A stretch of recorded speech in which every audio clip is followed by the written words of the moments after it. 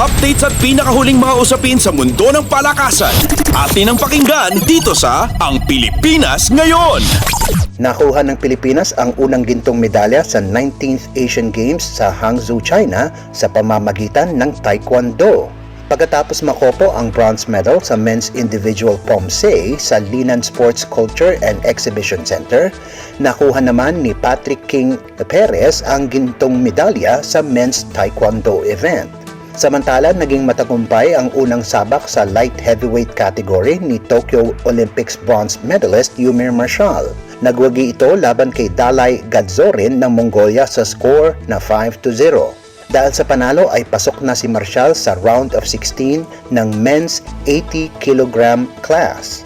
Si Marshall na rin ang pangalawang boksingero na nagwagi sa kasalukuyang Asian Games kung saan unang tinalo ni Mark Ashley Fajardo si Dorji Wangdi ng Bhutan sa first round. Ang balitang iyan ay mula sa RP2 Sports 918 kHz. Updates at pinakahuling mga usapin sa mundo ng palakasan. Atin ang pakinggan dito sa Ang Pilipinas Ngayon. Nakagawa ng pambihirang goal si Isabella Preston ng Philippine Women's Under-17 National Team para gulantangin ang Vietnam 1-0 sa ikalawang round ng 2024 AFC Under-17 Women's Asian Cup Qualifiers. Kapwa koponan ay pumasok sa laban na may 3 puntos sa Group B kung saan ang mananalo ay sasamahan ng Australia sa susunod na taon sa Indonesia. Halos nasa kamay ng mga batang Filipinas ang bola sa buong first half na linaro sa Vietnam Youth Football Training Center sa Hanoi, subalit hindi sila makaskor kay Vietnam goalkeeper Le Thi Thu kung saan makailang beses muntikan ng makagol si Nina Mathelos. Umabot sa ika-56 na minuto kung saan nakahanap ng butas ang Filipinas Under-17 at ito'y isang kapana-panabik na katapusan.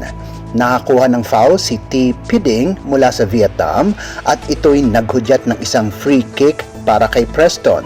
Sinipa ni Preston ang bola sa taas ng goal kung saan hindi ito naabot ni Le. Hindi na pinabayaan ng Pilipinas ang kanilang abante at tuluyan ng tinapos ang laban na may isa silang goal. Ang mga bansang kwalipikado na rin ay ang host Indonesia, defending champions Japan, 2019 runners-up North Korea, 2019 third placers China, Group A winner South Korea, Group A second placer Thailand at Group B winner Australia.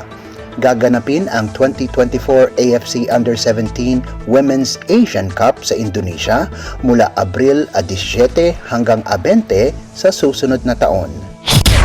Updates at pinakahuling mga usapin sa mundo ng palakasan.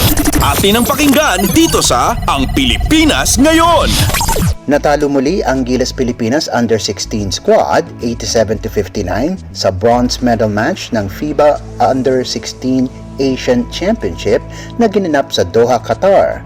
Dikit ang score sa unang quarter ng laban kung saan 3 puntos lamang ang abante ng China 20-17. Subalit lumayo ang China sa second quarter 24-12 at hindi na nakabawi pa ang Pilipinas. Nalimitahan ng China ang Pilipinas sa 8 puntos sa third quarter at lumamang pa sila ng 38 puntos. Kahit natalo ang Gilas Boys ay pasok na rin sila sa FIBA Under-17 World Cup sa susunod na taon.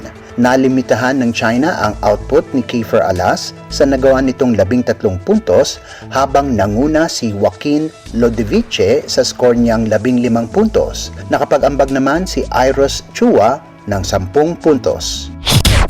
Updates at pinakahuling mga usapin sa mundo ng palakasan. Atin ang pakinggan dito sa Ang Pilipinas Ngayon. At yan ang pinakahuling balita sa larangan ng palakasan. Para sa Radyo Pilipinas World Service, ito po si Leo Magpayo. Magandang araw. Updates at pinakahuling mga usapin sa mundo ng palakasan. Atin ang pakinggan dito sa Ang Pilipinas Ngayon.